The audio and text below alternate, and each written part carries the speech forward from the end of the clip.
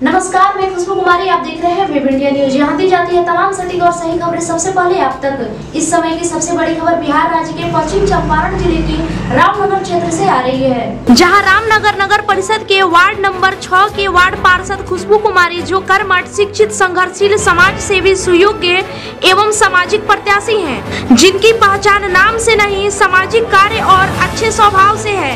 इन्होंने शिक्षा एवं चिकित्सा क्षेत्र के माध्यम से लोगों की सेवा करती हैं। इन्होंने समाज के लिए कई सारे कार्य भी किए हैं। समाज को आगे ले जाने में इनका काफी योगदान भी रहा है।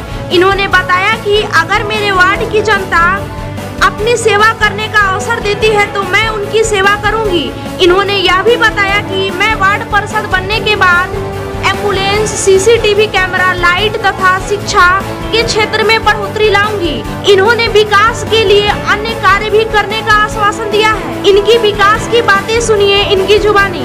बारे में क्वालिफिकेशन वगैरह बताएं कि क्या आप इस योग्य हैं कि नहीं, अगर है तो आखिर में जनता के अंदर किस तरह आप अपनी छवि बना पाएंगे?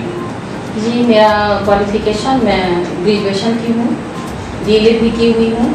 अभी शिक्षा के क्षेत्र में मैं एक स्कूल चलाती हूँ, जिसके थ्रू मैं बच्चों को एजुकेशन चाहती हूँ कि गरीब जो तबके के बच्चे हैं उनको एजुकेशन दे सकूँ। प्लस पॉइंट ये है मिलाए कि मैम एजुकेशन की बात करें तो फिलहाल बहुत ज़्यादा है। इसमें तो बहुत लोग ऐसे हैं कि जो इलिटरेट हैं, बात करने की ढंग नहीं है, उनका प्रतिनिधित्व उनके घर वाले करते हैं, लेकिन मैम ने खुद अपनी प्रतिनिधित्व कर रही है अपने वार्ड के लिए। तो मैं चाहूँगा कि अभी इस फील्ड में बहुत योद्धा आए हैं और आए भी और गए, तो अभी जो आपके वार्ड में सबसे बड़ी समस्या जो है बहुत सारी, या नल जल, या आपका सड़क हुआ, नाला हुआ, लाइटिंग का हुआ, तो मैं चाहूँगा अभी समस्या का तो बहुत मतलब लंबा लाइन बन जाएगा, लेकिन मैं ये आपके वार्ड में सबसे बड़ी समस्या कौन सी है? जी, मेरे वार्ड में अभी नल जल है, जो सबके पास तो है, लेकिन उसमें समय से पानी नहीं आती है। कितनी दुख की बात है भाई, वो भी इस नगर परिषद रामनगर जो एक डेवलप एरिया है, इस पश्चिमी चंपारण की मैं बात करूं, अभी यहाँ पर भी नल जल की स्थिति कितनी खराब है। अब मैं इनसे चर्चा करूंगा, नल जल लगा या अधूरा काम हुआ है? जी, मुझे लगता है कि शायद सबके पास नहीं है, और उसमें किसी के पास है तो उसमें समय से पानी नहीं, जिससे लोगों को काफ़ी परेशानी होती है। जब लोगों ने लगा लिया है तो यही सोच के लगाया है कि उससे हमको सुविधा मिलेगी, जबकि उनको वो सुविधा उपलब्ध नहीं है। तो ऐसी सुविधा अगर आधा अधूरे करने से तो कोई फायदा नहीं है। तो इस सुविधा पे सरकार को, या जो भी मेरे वार्ड पार्षद जो पहले रह चुके हैं, उनको इस पे ध्यान देना चाहिए था, जो कि उन्होंने नहीं दिया। ये दुख की बात है, गौर करना चाहिए। दुख की बात नहीं, बहुत बड़ी बात है, क्योंकि जब सरकार के पास फंड आता है तो आपको ये चाहिए कि वो जनता के लिए आता है और आपको उस पर खर्च करना चाहिए। अगला इसमें क्या है मैम, आपके वार्ड में जो समस्या है जिस पे आप गौर करना चाहेंगे? जी, सड़कें तो बहुत खराब है, क्योंकि ये नगर का जो है सिस्टम आकर ये तो और कर दिया है बर्बाद। तो सड़कों की क्या स्थिति आप बताइए, आप अपने जनता के पास। जी, सड़कों की स्थिति बहुत ही दयनीय है। यहाँ पे जो सड़क है उसकी सफाई समय से नहीं होती है, और जो सड़क है उस पर चारों तरफ गंदगी है, जिसकी जो वार्ड पार्षद द्वारा होनी चाहिए कि हमेशा इसकी सफाई होनी चाहिए, जो कि नहीं होती है। जगह जगह कचरा भरा हुआ रहता है, इससे लोगों को आने जाने में भी काफ़ी दिक्कतें होती हैं, और गाड़ी वाहन वगैरह आने में भी परेशानी होती है। इस चीज़ को ध्यान में रखना चाहिए। मतलब अभी भी वर्क हुआ है, लेकिन दोनों का अभी वर्क अधूरा है, बचा हुआ है, अर्थात अधूरा है। नाला को लेकर आपका क्या स्टैंड? जो सबसे अभी बात करें कि जो नाला अगर है डेवलप, तो आपके यहाँ से जो गंदगी दूर हो जाएगी, चाहे वो आपके घर से निकली हुई जल के माध्यम से या बारिश के माध्यम से, अन्य जो गंदी जगह होती है वहाँ से जल आता है, वह जल नाला के माध्यम से किसी भी जाकर हौज में या कुंड में, या आपको बात करें या तालाब है या नदियां हैं, नहरें, उसमें जाकर गिरता है। अगर वो नाले की स्थिति सही नहीं हो तो बहुत सारी बीमारियां फैलती है। साथ में लोग अगर ड्राइव करते हैं बाइक या साइकिल, या बच्चे अचानक देखने में आता है कि न्यूज वगैरह में वो गिर भी जाते हैं, जिससे काफी उनको आर्थिक और शारीरिक नुकसान उठाना पड़ता है। तो नाला के लेकर बताइए, आपको आपकी जनता की आपकी राय क्या है? जी, नाला की समस्या तो ऐसी है कि पूछिए नहीं। नाला है, उस पर स्लेब नहीं है, नालों में चारों तरफ गंदगी है, कोई अपने घर का कचरा डालता है। जो बारिश अगर हो जाती है तो नाला और सड़क लगता ही नहीं है कौन सा नाला है और कौन सा सड़क है। उसमें अगर उस टाइम में अगर कोई ट्रैवल कर रहा है तो उसकी समस्या है कि अगर वो नाले में जाके गिरता है तो काफ़ी दिक्कत की बात है। अभी समस्या है, नाला में भी समस्या है, क्योंकि मैं भी देखा हूँ रास्ते में नाले की जो स्थिति, नाला तो बना हुआ है लेकिन उस पर स्लेब नहीं है, ढक्कन नहीं है। उस पर स्लेब नहीं है। स्लेब किसी भी नाले में हमको, मुझे नहीं लगता है कि किसी भी नाले में स्लेब लगा हुआ है। कहीं लगा हो तो मैं नहीं बता सकती हूँ, लेकिन अभी मैं जहाँ तक देख रही हूँ लगा है, लेकिन जानते क्या समस्या कि टूट गया है। अगर कोई स्ट्रॉन्ग, अगर युवा अगर उसके रॉड को या जो उसमें सरिया है अगर खींचिए तो बाहर वो आ जाएगा। समझिए जहाँ पे रास्ता क्रॉस करती है वहां से गाड़ी गुजर रही है, अगर उसका स्लेब डैमेज हो, लो क्वालिटी का उसमें मटेरियल लगाकर बनाया गया तो जाहिर सी बात है कि वहाँ पे उसको या तो एक्सीडेंट होगा या वो टूट जाएगी। तो फिलहाल इसकी भी है समस्या। नेक्स्ट में आपसे सवाल ये कि लाइटिंग जो होने चाहिए, नगर परिषद एक डेवलप एरिया है तो जाहिर सी बात है कि शहर टाइप का है, तो यहाँ पर अगर हम देखें कि लाइटिंग का क्या है, इसके यहाँ पर इंतजाम, क्या रात में लाइट जितनी होनी चाहिए वो है या नहीं है? क्या अभी लाइट की कोई इंतजाम हुई कि नहीं है आपकी जो नगर परिषद है या आपके वार्ड में? जी, मेरे वार्ड में तो लाइट की समस्या पे बहुत दिक्कतें हैं। कई जगह पुल पे तो लाइट है लेकिन उस पे रात में लाइट नहीं दिखता है, अंधेरा होता है। दिन में दिखता है लाइट, दिन हाँ, में लाइट लगा दिखता हुआ है, है। दिन में लाइट दिखता है कि हाँ लाइट है, लेकिन रात में जो लाइट दिखना चाहिए वो लाइट नहीं दिखता है। मतलब कि जिसको ये सरकार की मतलब नगर परिषद जो वार्ड जीते उनकी थी कि अगर हर जगह जो लाइट लगवाए हैं उनकी ये रिस्पॉन्सिबिलिटी बनती थी कि उसको सुविधा कराएं, उसको सिस्टम को रिपेयर कराएं, हर चीज़ को मतलब सिस्टमेटिक ढंग से कराएं, जो कि उन्होंने नहीं की। और चौथी बात ये कि मेन का जो फैमिली है कि एक मतलब सेवा भी करती है अपने अस्पताल के माध्यम से, क्योंकि मैं भी यहाँ पर आया हूँ सेवा लेने के लिए, तो ये भी एक है जरिया समाज का। हालांकि ये एक वार्ड का नहीं है क्योंकि पूरे समाज का राम प्रधान से भी आते हैं तो उनका यहाँ पर अच्छा खासा ट्रीटमेंट वगैरह होता है।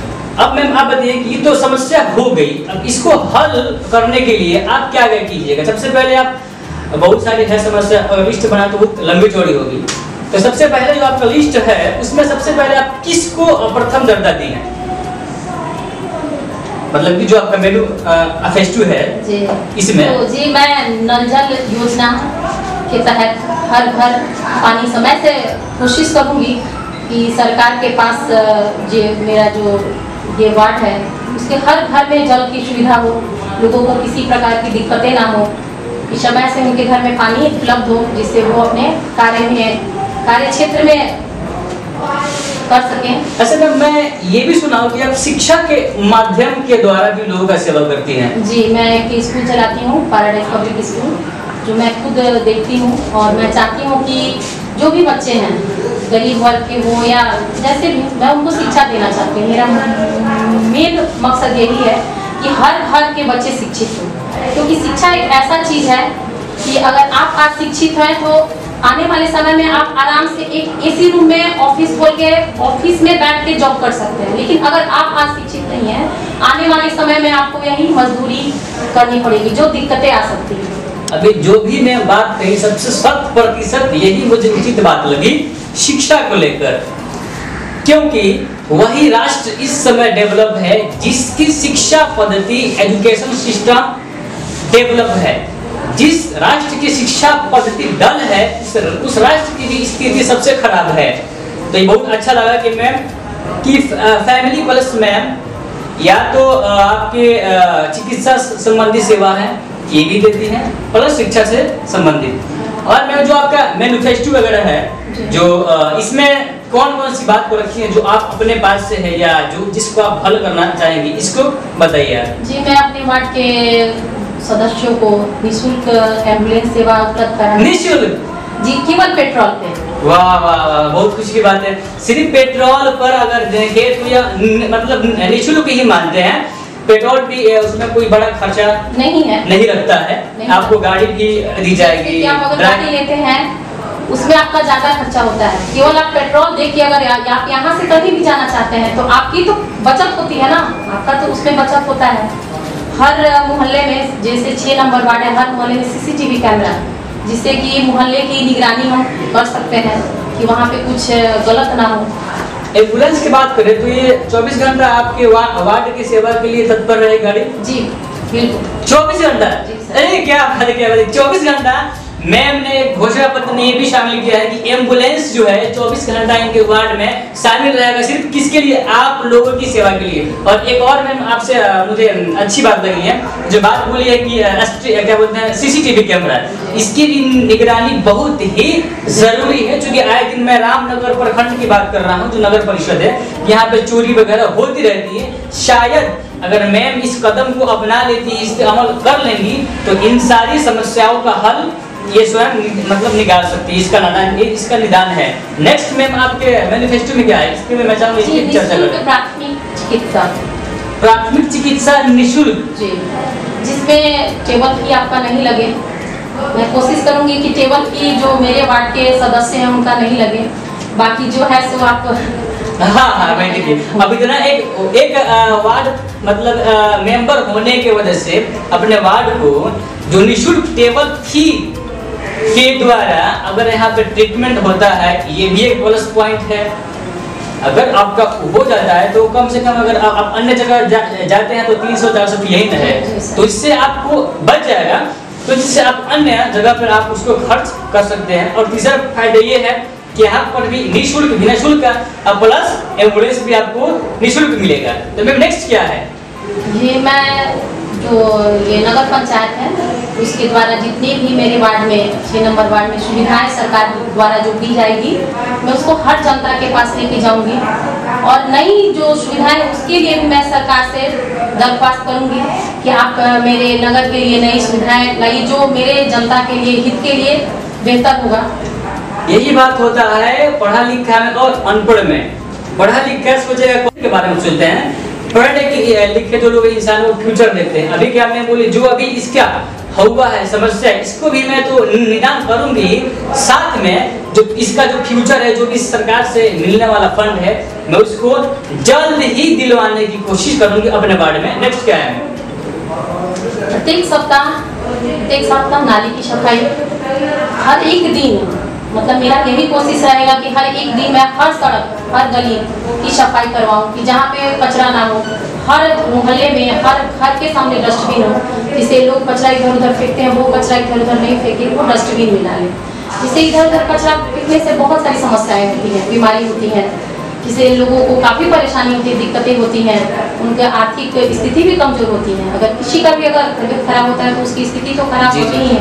तो ये भी समस्या है हमारे वार्ड में, तो मैं पूर्णतः कोशिश करूंगी कि इस समस्या का भी स्वच्छ भारत स्वस्थ भारत मैम चाहती है इस जो स्लोगन है, इसको सिर्फ स्लोगन ही ना रहे, इस पे अमल करके दिखाएं और अपने जनता को इसके लिए उजागर करें।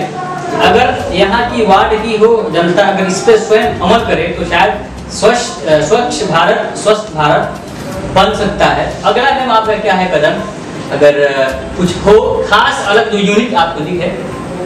जी, मैं जो यहाँ के गरीब तबके के बच्चे हैं निःशुल्क शिक्षा पे फोकस करना चाहूँगी। अगर मेरे आसपास जो स्कूल है उसमें सरकार की तरफ से एक व्यवस्था आती है कि जो गरीब वर्ग के बच्चे हैं उनको सरकार की तरफ से निःशुल्क योजना के तहत उनको एजुकेशन दिया जाता है, जो हर स्कूल में है। मतलब कि सरकार इन दबे कुचले गरीब लोग हैं इनके लिए ये सुविधा उपलब्ध कराई है, जो हर स्कूल में है। जितने भी प्राइवेट संस्थाएं हैं स्कूल हैं उसमें ये इंक्लूड है कि सरकार को हर गरीब के वर्ग के बच्चों को शिक्षा देनी है। अर्थात ये बहुत गरीब ऐसे लोग हैं जो तबके हैं उनको पता नहीं है जी, ये बारे में उनको पता नहीं है। तो मैं चाहूंगी कि जब मैं ये वार्ड में आती हूँ तो हर एक घर जाऊँ और ये चीज के बारे में मैं गार्जियन को मोटिवेट करूँ कि नहीं स्वयं जी, मैं खुद हर पर्सन के पास जाऊँ, हर बंदे के पास जाऊँ और उनको मोटिवेट करूँ कि नहीं, आपको अपने बच्चों की शिक्षा जारी रखनी चाहिए, क्योंकि यही देश के भविष्य हैं और देश के भविष्य को नीचे नहीं ऊपर रखना चाहिए।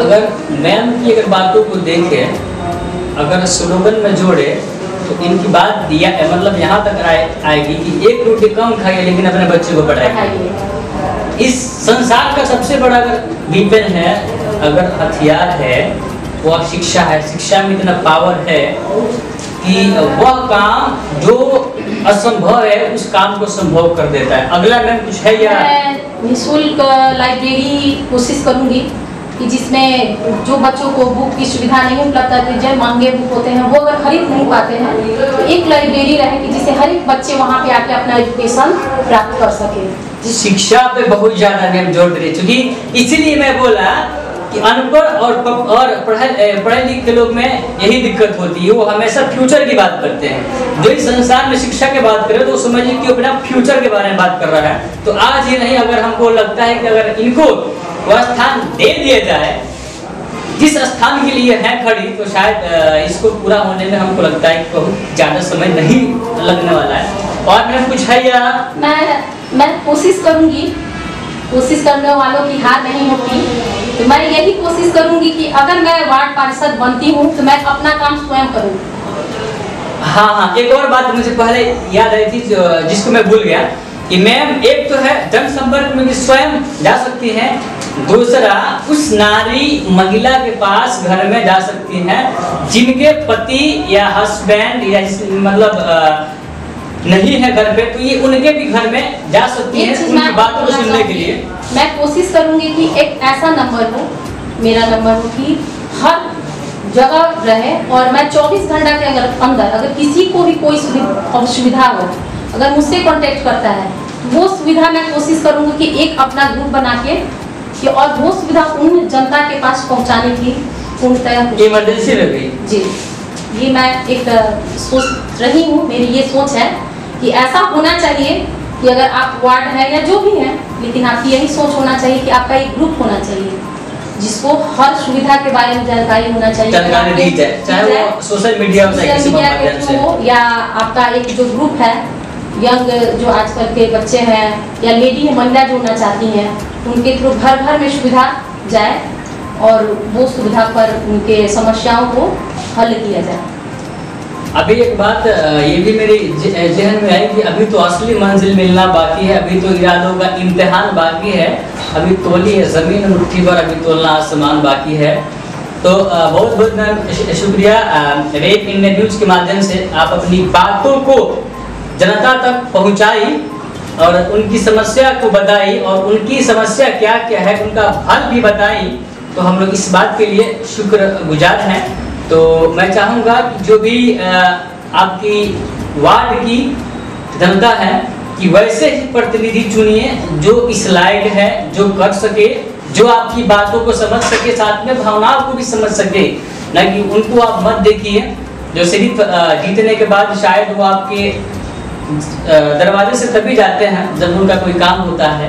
एक तो ये नहीं कि कॉल लगाएं और वो हमेशा के लिए बिजी हो जाती है।